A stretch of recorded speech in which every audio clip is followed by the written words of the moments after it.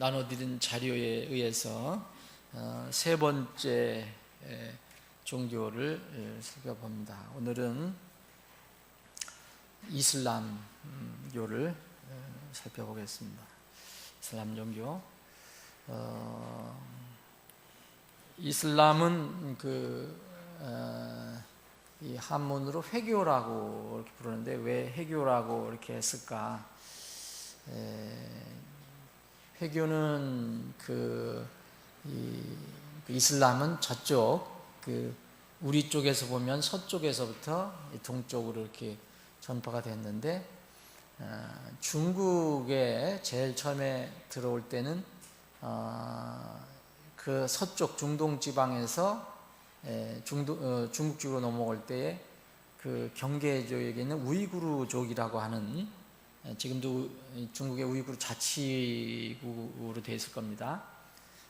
거기를 통해서 이렇게 들어왔다고 합니다. 그래서 우이구르족들을 회회족이라고 이렇게 한다고 하는데, 그래서 아마 중국에서 회교라고 이렇게 부른 것을 우리가 그대로 회교라고 이렇게 쓰는 것 같습니다. 여러분들 잘 아시는 것처럼 이제 이슬람에 대해서 모르는 사람들은 없죠. 근데 구체적으로 이들이 뭘 이렇게 믿고 있고 또 우리와 어떤 유사점이 있으며 다른 점이 있는가를 한번 살펴보기를 원합니다. 알라 신이라고 하는 자기들의 우리로 말할 것 같으면 여호와 하나님 같은 그런 알라 신을 섬기는데, 이게 아람 말로 아마 그렇게 절대적인 신을 알라라고 부르는 것 같습니다.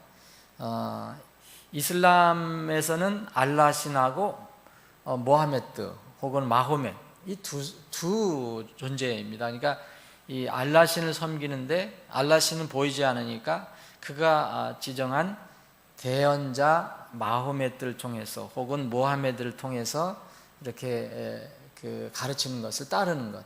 이거 우리가 해교를 이렇게 살펴보면은 이른바 기독교하고 상당히 유사한 점이 많다는 것을 발견하게 됩니다. 그 이유가 있습니다. 우리는 삼위일체 하나님 믿을 때 그래도 주로 얘기할 때 아버지 하나님, 여호와 하나님과 아들 예수 그리스도를 이렇게 많이 이야기하잖아요. 여기도 알라 신과 대언자 모하메드를 이야기합니다.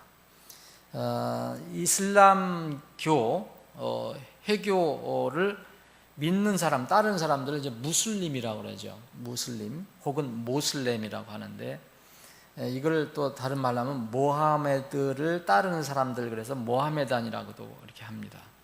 그럼 모슬렘은 뭐냐? 무조건 복종한다는 뜻입니다. 복종하는 자들이라는 모슬렘. 이슬람은 복종이란 그런 뜻이라고 하는데, 이슬람을 이렇게 살펴보면 우리가 배울 게 있습니다. 그리고 우리가 우리 자신을 좀 이렇게 볼 부분이 많이 있어요. 예수님께서도 이제 이번 누가복음 16장을 한번 보시겠습니까? 누가복음 16장. 누가복음 16장.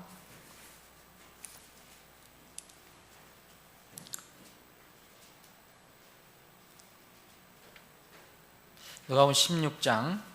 누가복음 16장에는 어떤 부자에게 이제 청지기의 이야기가 나오잖아요. 그래서 이제 이 8절에 보면 이런 말씀입니다. 주인이 그 불의한 청지기가 지혜롭게 행하였으므로 그를 칭찬하였으니, 어떻게 해서 이 청지기가 이제 내쫓기려고 할 때, 파면당하려고 할 때 이제 어떻게 행했는가를 여러분들이 아실 겁니다. 이는 그를 칭찬하였으니 이는 이 세상의 자녀들이 자기 세대에서는 빛의 자녀들보다 더 지혜롭기 때문입니다. 저는 이 누가복음 16장 이 8절이 우리를 많이 부끄럽게 하고 우리를 많이 이렇게 찌르는 말씀이라고 생각하거든요. 여기서는 두 부류가 이렇게 대칭이 되잖아요. 이 세상의 자녀들하고 빛의 자녀들이에요. 근데 우리는 빛의 자녀들이죠. 성경에 보면 우리는 빛의 자녀들인데, 여기서 주님께서 말씀하실 때는 그 세상의 자녀들, 빛의 자녀들이 아닌 그 자녀들이 더 지혜롭다, 이렇게 얘기를 하세요. 이건 우리 그리스도인들, 이 하나님 자녀들에게 굉장히 부끄러운 얘기거든요. 그래서 이 이슬람을 공부하면서, 자, 우리가 이렇게 이슬람처럼 행위로 구원을 받는 건 아니지만 우리는 다 이미 은혜로, 말씀으로, 예수님의 피를 믿음으로 하나님 자녀가 됐어요. 빛의 자녀가 됐어요. 그러면은 사실은 이런 이 거듭나지 않은, 진리를 모르고 어떠한 잘못된 교리에 거의 노예처럼 살아가는 이런 사람들보다는 우리가 더 지혜로워야 되는데, 그리고 더 신실하고 더 충성스러워야 되는데, 예수님께서 지금 이 비유로 말씀하신 것처럼 반대 현상이 일어난단 말입니다. 지금 마지막 때 더한 것 같아요. 과연 이 세상의 자녀들하고, 소위 이른바 빛의 자녀들하고, 이 신실함이라든가 정직함이라든지 이런 걸 보면 누가 더 잘하냐? 저는 모르겠어요. 여러분들도 잘 할 수 있겠지만, 요새 이른바 우리는 사이비 이단 종교라고 하는 그런 데 빠져 있는 사람들, 우리 흔히 이게 비판합니다. 근데 사실 그들은 모르니까, 그러나 그들 나름대로 그 열심의 도, 충성의 도를 보면 우리하고 비교가 잘 안 돼요. 그래서 이 이슬람을 공부하다 보니까 참, 이제 뒤에 이제 나중에 이제 다음 시간이 될라나 모르겠는데, 하여튼 믿음 체계를 보면, 그리고 그 실행 체계를 보면 참 대단하다. 물론 이제 뭔가를 얻기 위해서 그렇게 하는 거지만, 우리는 다 알고 있는데, 다 얻었는데 왜 이렇게 못할까? 이슬람들은 하루에 최소한 5번 이렇게 기도하게 돼 있잖아요. 근데 그 사람이 형식적으로 하는 게 아니라 정말 할 수 있는 대로 정성을 다해서 나름대로 그들 교리에 정직하게 합니다. 과연 이런 거, 이 기도, 뭐 금식, 우리하고 비슷한 거 다 많아요. 이제 거의 이 모하메드도 이 기독교의 영향을 받았기 때문에. 그런데 그런 걸 비교해 보면 지금 이른바 빛의 자녀들이라고 하는 사람들은 이런 사람들에 비해 부끄러움을 하실 수밖에 없죠. 저 자신도 마찬가지. 이걸 정리하면서, 야, 우리가 이슬람 기도, 모슬렘들의 이 반만 열심을 가져도 참 좋겠다, 그런 생각이 들어요. 이들은 환경과 조건이나 상황 상관 안 합니다. 어디 가서든지 자기들 그 믿음 드러내고 그대로 기도하고 다 해요. 물론 여기도 이제 우선적인 게 있지만, 우리는 그렇게 잘 하려고 합니까? 우리는 지금 이 시대에 기독교인이라는 것 자체도 어떤 때는 밝히려고 하지 않아요. 요새 믿음 약한 사람 그렇잖아요. 그래서 이 이슬람을 공부하면서 단순한 지식으로 우리가 얻는 게 아니고, 이들을 통해서 예수님께서 말씀하셨잖아요. 이 세상의 자녀들이 자기 세대에서는 빛의 자녀들보다 더 지혜롭다, 이런 말씀을 한번 생각하면서 우리가 배울 게 뭐고, 우리가 정말 주님을 위해서, 복음을 위해서 무엇을 더 이렇게 따라야 할 것인가, 그런 걸 한번 생각해 보는 시간이 됐으면 좋겠습니다. 새가 가장 강한 곳은 중동 지역이죠. 사우디아라비아, 이라크, 이란, 파키스탄, 시리아 이런데, 그리고 제일 새가 강한 데가 중동이고, 거기 연결되어 있는 북아프리카죠. 북아프리카. 그 위에는 거의, 북아프리카는 거의 다죠.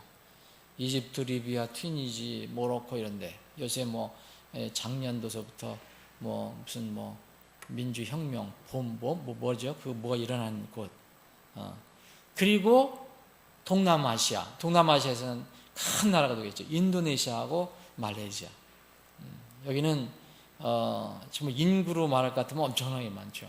회계도들이. 근데 세계 120개국 이렇게 퍼져 있다고 합니다. 우리도 회교도가 있는 나라죠. 우리나라도 회교도가 점점 증가한다고 합니다. 점점 이렇게 결혼한 사람 많아지고, 한국 사람들이 이제 중동 여자들하고 결혼을 하거나 아니면 중동 남자들하고 한국 여자가 결혼하면 거의 100% 그 회교를 따른다는 거예요. 한국에는 기독교인이라고 하는 사람들도 많은데 교회 다니는 사람이 그걸 또 따라가는 거예요. 하여튼 이게 뭐가 뭐 전염성이랄까 뭐 있는 것 같아요. 여기 이태원에도 사원이 하나 있잖아요. 젊은이들이 많이 찾고 앞으로 어떻게 이것이 많이 퍼져나갈지 모릅니다. 여러분 영국에는 이제 이민자들이 많이 있는데 영국에는 이 회교 이 모슬렘들이 아주 가파르게 상승하고 있어요. 미국도 마찬가지입니다. 미국도 회교 모슬렘이 가파르게 상승하는데 그 수가 영국에서는 제일 많은 이름이 그전에 여러분 영국 흔한 이름이 남자 같으면 제일 많은 이름이 잭이에요. 잭. 잭 아무개. 우리나라의 뭐시게 이연. 근데 요새는 제일 많은 이름이 뭐냐면 모하메드랍니다. 모하메드. 요새 나오는 애들이. 요새 출산하는 애들은 거의 제일 많은 이름이 잭이 뒤로 밀리고 모하메드 혹은 마호메드. 그만큼 이 세가 많이 퍼져나가고 있습니다. 주님 오실 때 얼마나 더 올지 모르지만, 그래서 지금 현재 개신교하고 로마 카톨릭을 분리한다면, 개신교하고 로마 카톨릭을 우리는 당연히 분리가 돼야 되는데 이제 외부에서 볼 때는 이것을 하나로 묶는 경우가 있거든요. 기독교라고 해서 범기독교로 해서 그렇게 하면은 아직도 그 범기독교가 인구가 더 많지만 이걸 분리한다면 지금 세계 최대의 종교가 회교입니다. 회교 약 12억 내지 13억 정도 된다고 합니다. 여기 이슬람 국가, 많은 이슬람 국가들이 많이 채용하고 이게 채용하고 있는, 그러니까 그런 어떤 상징이 하나 있어요. 여러분들 국기 보시면 이게 뭐죠?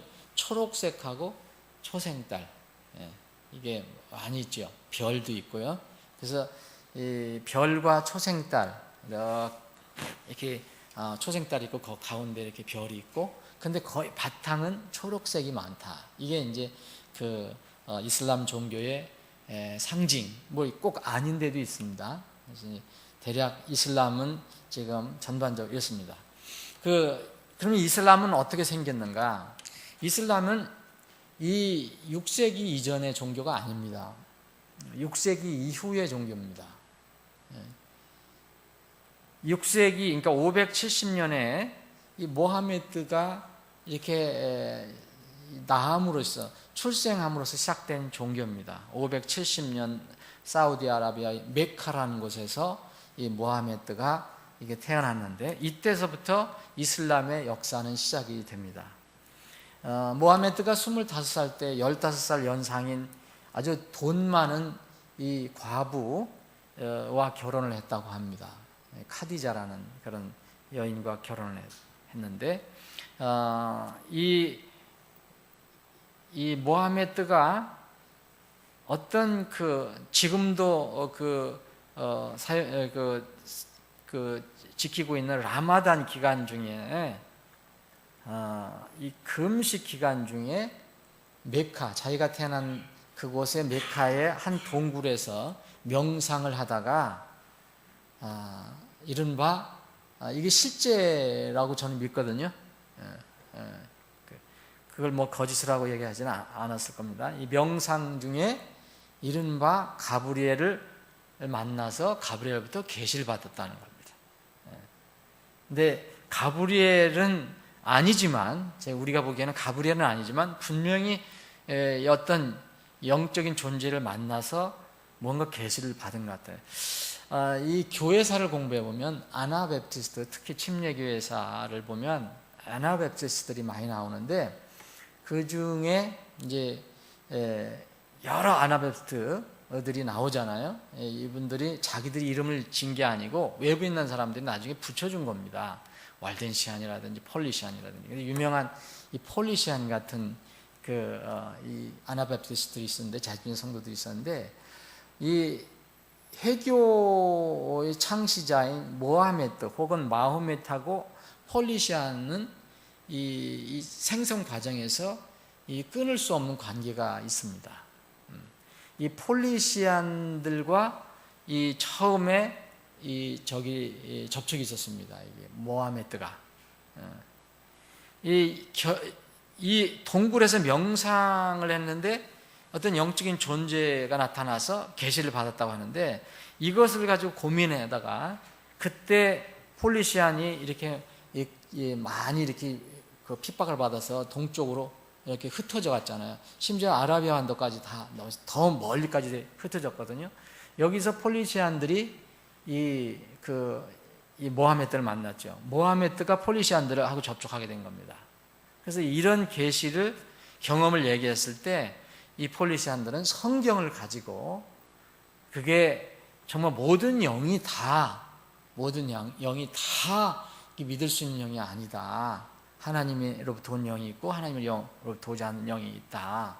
그래서 이런 것을 이렇게 알려면은 예수 그리스도에 관한, 예수 그리스도가 어떠한 분인가를 분명히 이렇게 그 기준으로 삼아야 한다. 그렇게 아마 이게 가르쳐줬다고 합니다. 이 폴리시안들하고의 관계 때문에 이 상당한 부분 많이 접촉을 했고 가르침을 받고 그랬기 때문에 그것이 이 이슬람의 어떤 그 뼈대가 되지 않았나 한 생각을, 지금 정확하게는 알 수 없지만 자료도 있거든요. 침례교회사를 보면은 그런 게 있습니다. 그래서 이 폴리시안들, 또 재침례 성도들로부터 받아서 이 기초를 닦은 것은 바로 이게 하나님, 여러 다양한 신이 아니다. 결국은 이제 하나님, 그 신이 하나다라는 것, 유일신 이 덕트린, 그러니까 교리는 여기서 기초를 닦지 않았나, 그렇게 학자들이 이야기를 합니다. 그래서 이 폴리시안들이 그거라면 그거는 잘 살펴봐야 된다. 근데 처음에는 이게 모하메드가 동굴에서 명상할 때, 금식할 때 그 영적인 존재를 만나 계시를 받았는데, 처음에는 이게 혹시 마귀로부터 온 거 아니냐 염려를 했다고 합니다. 그런데 결국은 폴리시안들의 그런 권면을 받아들이지 않고 어떻게 결론을 냈느냐 하면,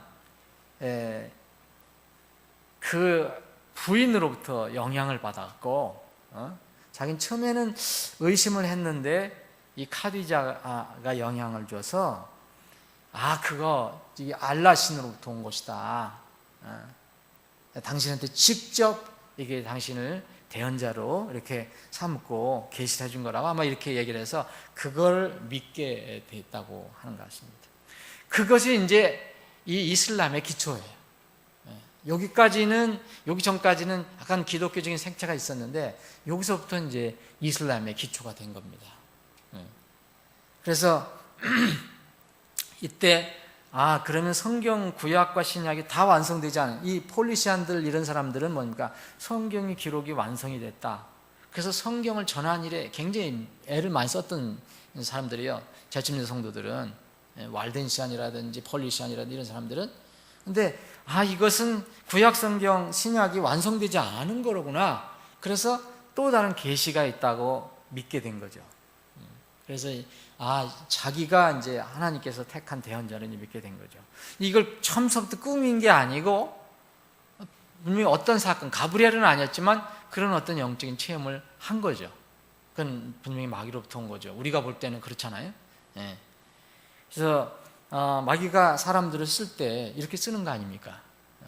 여러분 지금도 사이비 이단 종교의 그 교주들 보면 보통 사람은 아니에요, 여러분들. 보통 사람으로 생각하면 안 됩니다. 얼마 전에 죽은 문선명 씨가 보통 사람입니까? 보통 사람은 아니죠. 우리가 할 수도 없는 일을 하잖아요. 어떻게 전 세계적으로 수많은 사람들이 추종하는 사람이 나타나잖아요. 그리고 사이비 종교들도 그 교주들도 그렇습니다. 지금 한참 저기 하는 그 신천지 교회라든지 여기 뭐 요새 한참 나오는 어머니 교회 이런 사람들 거기 교주들 보십시오. 정말 어떻게 저렇게 우리가 보기엔 참 웃을 정도, 그분들이 참 들은 기분 나쁘겠지만 웃을 정도지만 얼마나 많은 사람들이 대단한 인텔리들이 대단한 파워 있는 사람들이 따르는 거 보면 보통은 아니라는 거죠. 우리처럼 그렇게 못해요, 우리는. 예? 그러니까 그것 분명 이 모하메드도 그런 과정을 통해서 이제 마귀가 사용하는 것이라고 생각합니다. 그래서 모하메드는 이제 기독교인들은 성경 기록이 완성이 됐다 생각하는데 하나님께서 나에게 또 이런 계시를 주셨으니까 그 기독교인들에게 알려주면 이들이 받아들이겠다 이렇게 생각을 했다는 거죠. 그래서 죽기까지 22년 동안 계속 계시를 받았다고 하죠. 그래서 이 계시 받은 것을 이제 사람들이 추종자를 통해서 계속 전해질 때 이제 처음에는 암기하고 입으로 전해졌는데 후에 이제 글을 쓰게 된 겁니다. 글을 써갖고 수집을 하게 됐죠. 이것이 바로 코란이라는 겁니다. 코란. 이것을 그 아랍 말로는 더 가까운 발음이 쿠란이래요. 쿠란. 저는 아랍어를 모르니까. 그래서 코란, 우리는 흔히 코란이라고 알리는데 쿠란도 같은 말, 다른 말이 아니라는 거예요. 재미있는 얘기가 있습니다. 이거 요새 우리나라의 고등학교인가 사회 시험에 이게 이슬람의 경전이 뭐냐 시험이 나왔대요. 근데 학생이 분명히 쿠란이라고 썼대요. 이 학생은 더 정확하게 이제 어떤 면을 쓴 거예요. 근데 선생님이 넌 코란인데 왜 쿠란이라느냐 틀리겠대요. 그래서 뭐 항의하고 뭐 이렇게 해서 결국 나중에 선생님이 진 거죠. 그럴 수도 있는 거예요. 한국 사람들은 코란으로 이렇게 정해져 있어요. 근데 쿠란이라고도 한다고 합니다. 쿠란의 그 뜻이 뭐냐? 그냥 이렇게 외우고 암송하는 거다.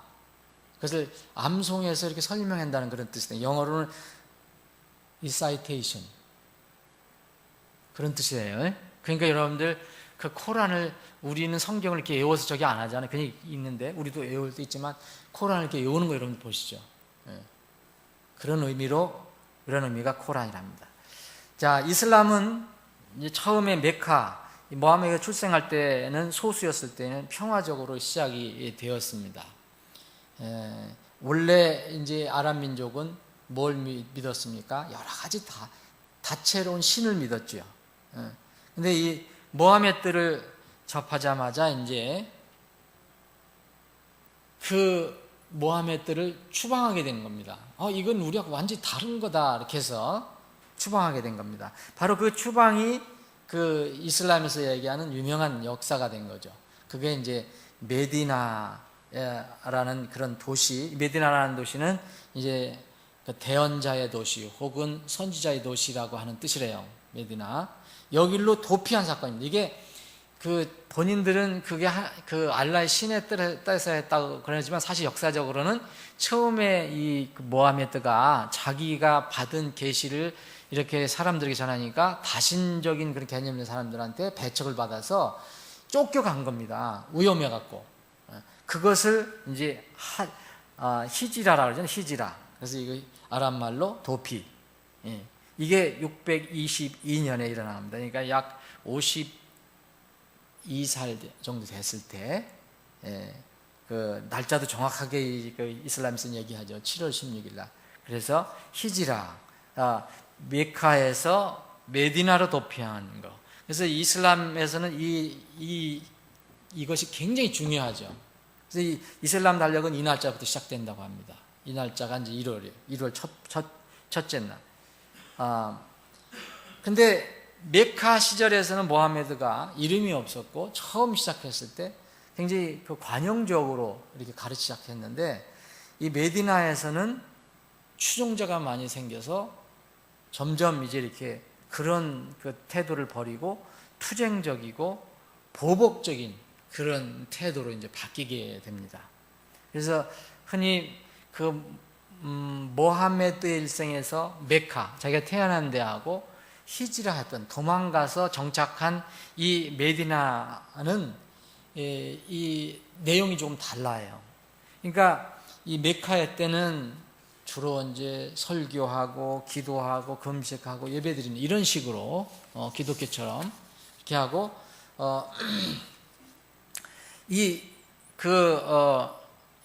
메디나로 갔을 때는 어떻게 됐습니까? 이 추종자들이 생겨갖고 이렇게 해서는 안 되겠다. 이게 좀 한 손에는 코란 한 손에는 칼을 들어야 되겠다. 그래서 이제 무장 세력이 생기게 되죠. 무장 군인들을 가지고 믿지 않는 사람들은 공격을 하게 된 거죠. 이게 세계사에서도 보면 그 이슬람이 얼마나 그 큰 세로 거의 유럽까지 점령할 뻔한 그런 사건이 나오잖아요. 이게 이렇게 바뀌게 됩니다. 메디나에서. 그러니까 그 메카하고 메디나는 이렇게 틀립니다. 그러면 메카였을 때는 결혼을 했잖아요. 그 25년 연상인 부유한 과부하고 결혼을 했는데 끝까지 한 아내를 두고 있었는데 이 메디나로 가서는 많은 추종자들이 생겼어요. 약 10년 동안 추가로 10명하고 더 결혼을 했어요. 이것도 중요한 겁니다. 왜 중요해요? 이렇게 하라는 게 아니고 이슬람의 역사를 그를 이해하려면. 그래서 두 명이 또 첩도 두게 됩니다. 어떻게 그들이 신앙활동을 했는가, 종교활동을 했는가. 처음에는 메카했을 때는 이제 다신적인 그런 개념에서 한 알라를 섬긴다. 그래서 다른 신을 섬기는 걸 다 우상숭배자로 이렇게 멸시를 하게 됐죠. 근데 여기 이 메디나를 가서는 이제 그걸 떠나갖고 이 유대인하고 기독교인들을 공격하는 그런 태도로 바뀌게 된 겁니다. 모하메드는 이제 히지라 7년 후에 다시 자기가 쫓겨나온 이게 메디나가 아니네요. 이게 제가 잘못했네요. 메디나로 우리가 이 사람이 메디나 도피하지 메카죠, 메카. 메카로 귀환해서 자신을 추방했던 사람들을 다시 정복합니다. 그 15페이지 그 위에 제가 메디나가 아니라 메카입니다. 그래서 632년에 이제 그 회교 사원에서 자기가 완전히 왕성하게 일어났던 그 메디나의 회교 사원이라고 했어요. 대언자 회교 사원. 지금도 엄청나게 큰 겁니다. 여러분들 그 신문이나 이렇게 광경 이렇게 뉴스 볼 때 보면 그 외에 엄청나게 큰 사원이 있죠. 그게 바로 이제 대언자 회교 사원인데 여기에 묻히게 됩니다. 그래서 이 사원은 이 이슬람에서 굉장히 성스러운 장소로 매년 수백만 명이 이렇게 소위 성지순례를 하는 장소로 되어 있어요. 모하메드 그러면 이제 이 역사가 어떻게 되냐? 죽은 뒤에 어떻게 되느냐? 여러분 모든 종교가 죽은 뒤에 위기가 옵니다. 그 창시자가 죽은 뒤에 위기가 와요. 이제 우리나라에 이제 이 통일교도 지금 그것 때문에 암투가 계속되잖아요. 암투. 어떤 종교든지 다 그런 것 같아요. 이 기독교만 빼놓고. 이 모하메드가 죽었으니까 누군가 이 모슬렘들을 인도해야 되는데 어떻게 되느냐? 그래서 여러 가지 저희가 있었는데 모하메드 후임으로 장인은 아부바크르 이 장인 아부바크르가 이럴 때 칼리프가 됩니다. 칼리프는 지금도 용어를 쓰고 있습니다. 이슬람 공동체의 대장이라는 뜻입니다.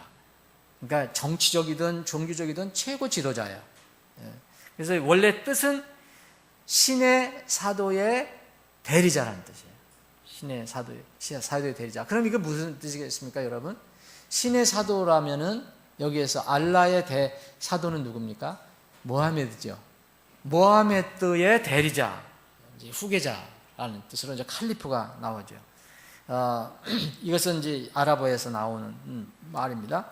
지금도 칼리프라는 말을 씁니다. 최고의 통치자, 우두머리. 이 바크르가 일대 칼리프가 됩니다. 근데 아부바크르 이 2대 후임자 2대 칼리프는 우마르인데 3대는 이 우스만. 근데 여기서 서로 죽이고 막 암살하는 그런 계속 그렇게 돼요. 그러니까 2대 칼리프 우마르는 이 페르시아인 우스만에 의해서 암살을 당하죠. 그래서 이제 우스만이 3대 칼리프가 되고, 뭐 여기 우스만은 칼리프 우스만은 자신 집에서 코란 입다가 죽었다 그러죠. 암살됐다고. 네 번째 그러면 일대 저기 그 칼리프가 아부바크르, 두 번째 우마르, 세 번째 우스만. 그래서 우스만도 또 암살이 됩니다. 자기가 죽였잖아요. 우마르를 죽였어요. 자기가 죽이고서 3대가 됐는데 또 자기도 똑같이 암살을 당합니다. 그 뒤로 누가 돼야 되느냐 굉장히 문제가 있었는데, 이때 모하메드의 첫 번째 사위가 이제 이 4대 칼리프가 됩니다. 이 사람이 알리라는 사람인데, 알리, 이걸 알아둘 필요가 있는 것이 뭐냐면 4대 칼리프가 되는데, 이 알리 때부터 종파가 쪼개지게 되는 겁니다. 지금 여기 신문에서 항상 나오는 게 있어요. 여러분들 보면 순위파니 시아파니, 이거 자꾸 외워도 자꾸 잊어버려요. 자, 이때 이제 두 개 종파로 갈라지게 되죠. 회교는 완전 이게 서로 화합할 수 없는 두 개 종파로 갈라져 버려요. 그래서 심지어는 전쟁까지 해요. 여러분, 이라크하고 이란하고 국가대 전쟁을 했어요. 그러죠, 여러분? 이 형제라고 하면서도 전쟁을 해요. 그만큼 이 파는 굉장히 서로 강합니다. 이때 4대 그 칼리프는 알리 때부터, 알리 이후로 이제 이계 종파로 분리가 되는데, 원래는 언제서부터 이게 문제가 생겼느냐 하면, 모하메드가 죽고 나서 후손이 생기질 않았어요. 아들이 없어서, 그럼 누가 이 저기를 해야 되냐? 이때서부터 생기게 된 겁니다. 발단은 여기서 나왔어요. 그래서 순위파라는 건 시아파는 뭐냐? 이건 아주 간단합니다. 순위파는 이 칼리프를 혈통에 상관없이 이 모슬렘들이 선출해야 된다는 그런 주장을 하는 파들이 순위파예요. 그래서 순위라는 것은 모하메드의 언행을 따르는 사람들이라는 의미예요. 그래서 직접 선출한 칼리프를 따르는 회개 신도들이에요. 지금 현재 모슬렘 전체 인구의 약 8 내지 90%, 대다수죠. 지금 순위파가 인구로 보면. 시아파는 뭐냐? 칼리프를 모하메드의 혈통에서 찾아내야 한다고 주장하는 팀입니다. 이게 왕족하면 왕족이 그 혈통을 계속 찾아내잖아요. 그 혈통에서 찾아내야 한다고 주장하는 것이 바로 시아파입니다. 그래서 시아는 이 무슨 뜻이냐? 아랍말로 알리의 추종자들이라는 뜻이에요. 알리가 누구였습니까? 제4대 칼리프, 바로 그 사위예요. 사위. 그 딸의 그 적이란 말이에요. 이게 친척이라고 본 거죠. 그래서 이 혈통에서 찾는 사람들, 시아는 바로 알리의 추종자라는 말에 축약을 합니다. 이 시아파는 이 순위파가 이 다수였을 때 일대 칼리프가 누굽니까? 장이를 선출해. 장이는 혈족이 아니잖아요. 그래서 그 아부바크르를 일대 칼리프 선출했을 때 이렇게 싸움이 일어났는데, 워낙 세가 약하니까 이 시아파는 그냥 그때 인정을 한 거라고 합니다. 인정. 그때 알리를 후계자로 선정했었대요. 근데 워낙 세가 약하고 그쪽에는 세가 그래서 그냥 모슬렘 공동체의 파국을 피하기 위해서 아부바크르를 일대 칼리프로 인정합니다. 그러나 이 저기는 항상 잠재되어 있었죠. 그 문제는 항상 잠재되어 있었습니다. 그래서 3대 칼리프 우스만이 살아야 된 뒤에 이제 누가 칼리프가 되느냐, 이럴 때 칼리프가 그 알리가 득세를 하게 된 겁니다. 이 시아파는 현재 인구들로 따라보면은 굉장히 적습니다. 전 세계 모슬렘 인구의 약 10 내지 15% 정도밖에 되지 않습니다. 대다수가 순위파예요. 근데 시아파예요. 근데 여러분 착각하지 않으셔야 됩니다. 여러분들이 예를 들어서 시아파 국민이 대다수다. 그러면은 반드시 시아파가 집권을 하느냐? 그게 아닙니다. 순위파가 대다수인데도 시아파가 집권한 데가 있어요. 순위파가 대다수인데도 시아파가 집권하는 데 있고, 시아파가 국민들이 많은데도 순위파가 집권하는 데가 있어요. 근데 민족이 그 파가 많은 데서 그 집권도 똑같이 되는 데가 있어요. 이때 이 나라는 대체적으로 평화스러운 나라입니다. 근데 그렇지 않은 나라는 항상 이 집권층하고 그 국민들하고 갈등이 있어요. 그래서 한번 정리를 해봤는데, 이 종파자 수하고 집권 종파는 반드시 같지 않다는 거예요. 이란은 시아파 다수 국가입니다. 국민이 다 시아파 다수 국가예요. 그래서 시아파가 집권을 한 겁니다. 그래서 거기는 그 국민들이 그 집권에 대해 충성을 많이 하죠. 근데 사우디아라비아는 순위파 다수 국가하고 순위파 집권 국가예요. 완전히 상극이지만 파가, 그러나 국민도 다수고 집권자도 그 다수파에서 나옵니다. 그런데 이라크 같은 경우는 달라요. 이라크는 시아파가 다수 국가예요. 국민들은 시아파가 많아요. 근데 순위파가 집권을 해요. 지금도 마찬가지입니다. 시리아는 순위파가 국민들이 다수예요. 근데 시아파가 집권하고 있어요. 그래서 지금 이런 싸움이 일어나고 있어요.